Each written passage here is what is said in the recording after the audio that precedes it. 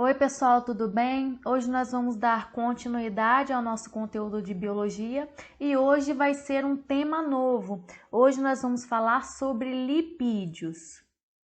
Lipídios são compostos orgânicos. Como a gente já viu, um composto orgânico, ele tem que ter necessariamente carbono e hidrogênio, não é isso?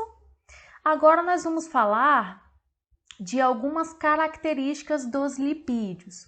Quando a gente fala em lipídio, quem já estudou isso, né, já pensa logo em óleos, gorduras, e não está errado não, é verdade.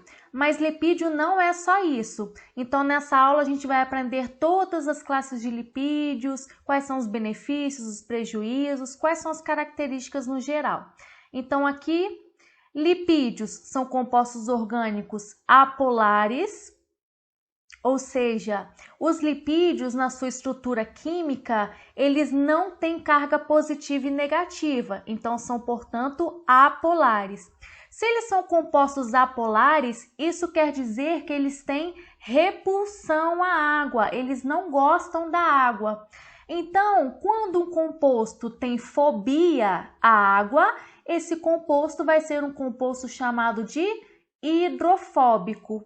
Ok? Lembra que a gente diferenciou nas nossas primeiras aulas o que seria um composto hidrofílico e hidrofóbico? Então, um tipo de composto hidrofóbico é o lipídio, no geral, ok?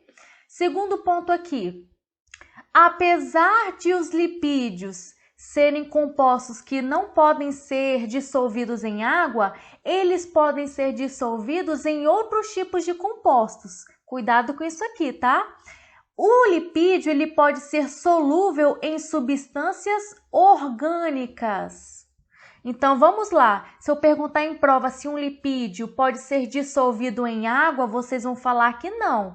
Por quê? Porque o lipídio é apolar e a água é polar. Agora se eu perguntar, o lipídio consegue ser dissolvido em alguma outra substância? Em outra substância, sim. Que tipo de substância é essa? Em substâncias orgânicas. E aqui eu trouxe 3 exemplos. Esses compostos aqui, essas substâncias, vocês vão estudar lá na matéria de química, mas aqui eu vou dar exemplos para complementar o nosso conteúdo. Então, se eu pego o lipídio e jogo na benzina, no éter e no clorofórmio, esses compostos aqui vão conseguir dissolver o lipídio. E aqui do lado eu coloquei um exemplo que é do clorofórmio. Não sei se vocês já viram em filmes, bandidos pegando um pano, colocando o clorofórmio e coloca no rosto da pessoa. E aí quando a pessoa cheira aquele composto, ela acaba desmaiando. Por quê? Porque o clorofórmio é uma substância que consegue dissolver lipídios. E que lipídio é esse que ele dissolve no nosso corpo? O clorofórmio tem a capacidade de dissolver os lipídios que estão nos nossos neurônios. E aí a pessoa, de certa forma, ela acaba desmaiando por conta disso. Terceiro ponto, o lipídio ele funciona também como reserva de energia. Então vamos lá, a gente aprendeu na aula de carboidratos que quando a pessoa come muito carboidrato, o que acontece? As células utilizam parte daquele carboidrato, mas se a pessoa come muito, parte daquele carboidrato vai para o fígado na forma de glicogênio, que é um polissacarídeo. Lembra que a gente aprendeu? Mas se a pessoa comeu muito mesmo, o que acontece? Além de estocar esse carboidrato na forma de glicogênio lá no fígado, se sobrar, se não tiver espaço no fígado para guardar o glicogênio, o restante desse carboidrato vai virar lipídio no nosso tecido adiposo. Então, o que é tecido adiposo? É o tecido onde guarda gordura. Então, na região da barriga, na região dos braços, aonde tiver gordura no nosso corpo, é tecido adiposo. Próximo ponto, o lipídio ele pode atuar também como isolante térmico. O que seria um isolante térmico? Vou dar um exemplo. No caso do urso polar, que está num ambiente de clima frio, para ele se proteger contra o frio, ele tem uma grande quantidade de gordura no corpo para poder manter a temperatura. E também o lipídio pode ser isolante elétrico. Vou dar um exemplo. Os nossos neurônios, eles têm a capacidade de transmitir impulsos nervosos. Esses impulsos nervosos que passam de um neurônio para o outro, nada mais é do que uma corrente elétrica. Então, para essa corrente elétrica não ser dissipada para todos os lugares e ir só em uma direção, de neurônio para neurônio, é importante que exista um isolante ao redor desses neurônios para que essa corrente elétrica consiga passar de modo uniforme, unidirecional. Tudo bem? E esse isolante é o quê? É o lipídio dos neurônios. Próximo ponto. O lipídio ele pode ser também estrutural, pode formar a estrutura de alguma coisa. O exemplo mais importante são os fosfolipídios das nossas membranas. Então, nosso corpo tem milhões e milhões de células e cada célula dessa tem a membrana plasmática, que é aquela que delimita a célula. Essa membrana plasmática, ela é composta por fosfolipídios. E esse fosfolipídio, que a gente vai ver nas próximas aulas, ele tem uma parte que é polar, que é a bolinha aqui que está em cima, ó. Essas bolinhas aqui é a parte polar do fosfolipídio, né? Então, essas bolinhas reagem com a água. E a parte apolar, que é o lipídio, são essas perninhas aqui, ó, que estão abaixo dessas bolinhas. Então, o fosfolipídio, ele é chamado de anfipático ou anfifílico. Não se preocupem com os nomes agora, a gente vai repetir isso lá na frente. Mas só para vocês já saberem. O que é algo anfifílico ou anfipático? Que tem parte polar e apolar. Simples assim. Então, o fosfolipídio, ele é anfifílico ou anfipático. Por quê? Porque ele tem a parte polar, que são as bolinhas, e tem a parte apolar, que são os lipídios, essas perninhas aqui, ok? Próximo ponto. O lipídio, ele pode também ser responsável por fabricar hormônios. Os principais são os hormônios sexuais. Então, no caso da mulher, tem o estrógeno e a progesterona, que isso aí a gente vai estudar com mais detalhes lá em ciclo menstrual. E também tem o hormônio sexual masculino, que é a testosterona. Agora, se alguém me perguntar assim, ó, professora, todo hormônio é feito de lipídio? A resposta é não. Esses hormônios que eu acabei de falar, que são os hormônios sexuais, masculino e feminino, esses são formados por lipídios. Mas vou dar um exemplo de um hormônio que é feito de proteína, insulina. A insulina é um hormônio feito de proteína. Os hormônios sexuais são hormônios feitos por lipídios, ok? Próximo ponto. Os lipídios podem ser também impermeabilizantes. Vou dar um exemplo. As ceras, cera de ouvido, cera das frutas. Essas ceras, elas têm a capacidade de, por exemplo, no caso das frutas, evitar a desidratação, evitar a perda de água. No caso da cera de ouvido, tem a função de proteção. Então, aqui eu estou falando de forma geral, mas a gente vai especificar cada função dessa aí, tá? Não se preocupem. Outra função do lipídio também é que eles podem ser carregadores de vitaminas. Por exemplo, algumas vitaminas, elas só são dissolvidas no nosso corpo, só são armazenadas no nosso corpo se tiver gordura, se tiver lipídio. Então, nós temos basicamente dois tipos de vitaminas. A gente pode classificar as vitaminas em lipossolúveis e hidrossolúveis. Qual que é a vitamina que eu estou representando aqui? São as vitaminas lipossolúveis. O que é uma vitamina lipossolúvel? Vamos olhar no nome. A vitamina é solúvel em lipídio, ou seja, o nosso corpo vai armazenar essas vitaminas se a gente tiver gordura no corpo. E as vitaminas, só por questão de curiosidade, e as vitaminas hidrossolúveis? As hidrossolúveis, como a vitamina C, por exemplo, elas são facilmente eliminadas pela urina, ok? Mas o que tem a ver com lipídio? São as vitaminas lipossolúveis. Olha a outra pergunta. Quais são as vitaminas que vão precisar de lipídios para serem armazenadas no nosso corpo? Olha o macete. Você vai gravar a palavra queda, vitamina K, vitamina E, vitamina D e vitamina A. essas vitaminas, por exemplo, a vitamina D ou a vitamina E, para ser armazenada no nosso corpo, precisa de quê? Lipídio. E as outras? As outras são as vitaminas hidrossolúveis, facilmente eliminadas pela urina. Por isso que nós temos, por exemplo, que sempre tomar vitamina C diariamente, porque a gente perde com muita facilidade, ok? Então vamos para o próximo ponto. Esse é o principal slide do nosso assunto. Pessoal, existem várias classes de lipídios. Então, aqui eu coloquei o número 1, representando aqui a primeira classe que nós vamos estudar. Prestem muita atenção, não fiquem preocupados, porque tem gente que olha, quando eu coloco essa estrutura no quadro, na aula presencial, os alunos já ficam desesperados.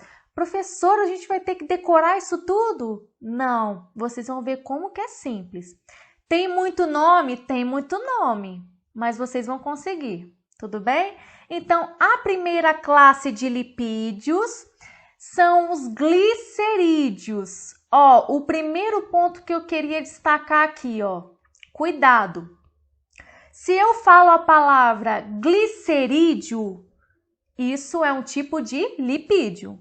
Se eu falo glicídio, você vai lembrar de carboidrato. Cuidado com isso aqui, que isso aqui é pegadinha de prova direto. Glicerídeo é uma classe dos lipídios. E glicídio é a mesma coisa aqui, carboidrato. Então, esse é o primeiro ponto que eu queria ressaltar.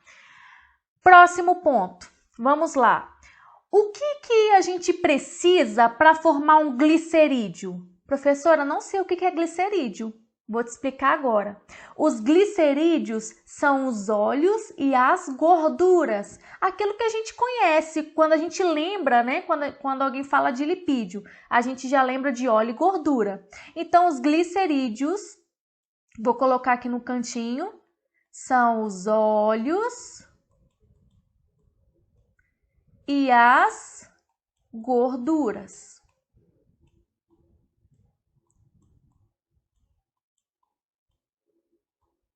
Ok? Os óleos e as gorduras têm características diferentes, a gente vai explicar no próximo slide, mas eles têm a mesma formação, vamos dizer assim, eu vou explicar agora. Então vamos lá, vou pegar o meu laser para eu te explicar. Olha para essa primeira estrutura aqui na frente. O que vocês precisam perceber nessa estrutura? Que essa estrutura, ela tem vários OHs. Tá vendo aqui, ó? OH, OH, OH. Tá vendo aqui? Quando vocês olharem para a estrutura e virem 3 OHs, essa estrutura vai ser um álcool nesse conteúdo que a gente está estudando aqui, tá? Então, OH, OH e OH. Professor, esse OH é o quê? Vou escrever o nome aqui. OH significa... Qual que é o nome desse OH? Isso aqui é uma hidroxila. Isso aqui vocês vão aprender lá em Química também. OH é uma hidroxila. Quantas hidroxilas tem nesse álcool? Por que eu sei que é álcool? Porque nessa estrutura eu estou vendo 3 OHs, então é um álcool. Quantas hidroxilas tem nesse álcool? Você vai contar a quantidade de OH. Tem quanto? Tem 1 hidroxila, 2 hidroxilas, 3 hidroxilas, ok? Tem hidroxila é um álcool. Qual que é o nome desse álcool? Aí o nome desse álcool todo aqui vai ser chamado de glicerol. Então, essa é a primeira parte do lipídio. Então, o que eu preciso para formar um lipídio do tipo glicerídeo? Para eu formar um óleo ou uma gordura, o que eu preciso juntar? Primeira coisa, um álcool. Qual que é o nome desse álcool? Glicerol. E esse álcool tem várias hidroxilas, que são os OHs, ok? Então, eu já tenho a primeira parte do meu óleo ou gordura, ou do meu glicerídeo, ok? Mas eu preciso de uma outra parte aqui do lado. Essa outra parte aqui do lado, eu vou chamar de ácido graxo. Ácido graxo. Então, repetindo, para formar um óleo ou uma gordura, ou seja, para formar um glicerídeo, o que eu preciso juntar? Um álcool e um ácido graxo. Esse álcool é chamado de quê? De glicerol.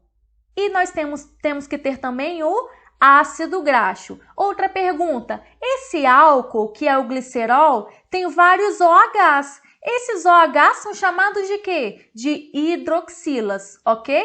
E o ácido graxo, professora, tem algum nome para gravar? Tem, claro que tem. Olhe para cá. Esse ácido graxo, pessoal, é uma longa cadeia de carbono e hidrogênio. Por isso que os glicerídeos, eles são apolares. Por quê? Porque eles têm muito carbono e hidrogênio na sua composição. Tudo bem? Nós temos carbono e hidrogênio. Tem muitos carbonos e hidrogênios. Só que na pontinha dele tem uma estrutura muito importante que vai definir se ele é ácido graxo. Vamos olhar na pontinha desse ácido graxo? Olha a ponta dele aqui. O que tem aqui? Nós temos um carbono, nós temos uma dupla ligação, nós temos o O e nós temos o OH. Ou seja, C-O-OH. Repetindo, o que a gente precisa para ter um glicerídeo, um lipídio? Um álcool e um ácido graxo. Qual que é o nome do álcool? Glicerol. O ácido graxo tem que ter o que na ponta, professora? Tem que ter o C-O-OH. Repetindo, o que existe na ponta do ácido graxo? C-O-OH. Qual que é o nome desse C-O-OH? Tudo junto. Esse C-O-OH é chamado de ácido carboxílico. Professora, estava tudo tão legal. Por que esse monte de nome? Ó, C-O-OH, o nome disso aqui tudo é chamado de ácido carboxílico. Pessoal, sabe qual que é o lado bom de estudar isso aqui na biologia? Que vocês vão também poder acertar questões de química.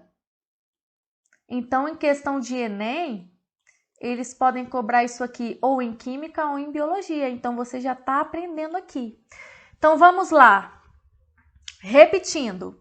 Para a formação de um glicerídeo, eu preciso de quê? Para formar um óleo, uma gordura?